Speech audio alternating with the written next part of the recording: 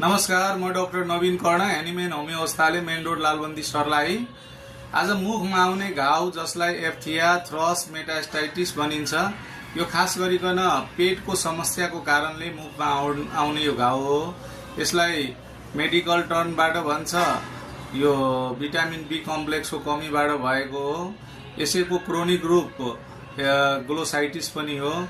अब पुरानो भन्दा पुरानो मुखमा आउने खटिरा अथवा ग्लोसाइटिस जेसुकै होस्, यसलाई जरैदेखि होमियोप्याथिक उपचार पद्धतिबाट ठिक पार्न सकिन्छ।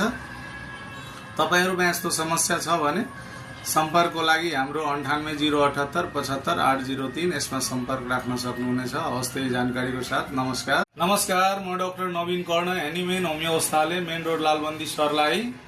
आज म स्तनमा हुने ट्युमर अथवा गिर्खागिर्खीको बारेमा केही जानकारी गराउन खोज्दैछु र साथसाथ होमियोप्याथिक उपचार कतिको प्रभावकारी हुन्छ। जस्तो स्तनमा हुने मेमो अथवा मेटास्टाइटिस, नोडुलर जेसुकै होस्, यो जस्तोसुकै कन्डिसन भए पनि बिना अपरेसन यसलाई दबाईबाटै यो गिर्खागिर्खीलाई गलाउन सकिन्छ।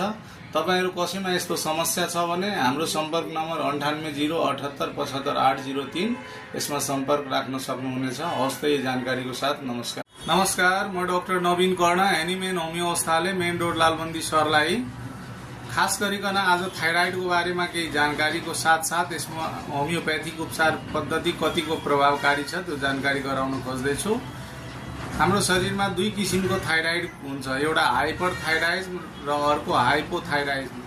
अब यो थाइराइड जुनसुकै होस्, त्यसको लक्षणहरू के हुन्छ, जस्तो जिउमा एकदमै डाबर आउने, थकाइ लाग्ने, कपाल झर्ने, मुटुको चाल बढ्ने, महिनावारीमा अनियमितता, जिउ सुनिने जस्ता अनेकौं समस्याहरू हुन्छ। जोड्नीहरूमा दुखाइ हुन्छ।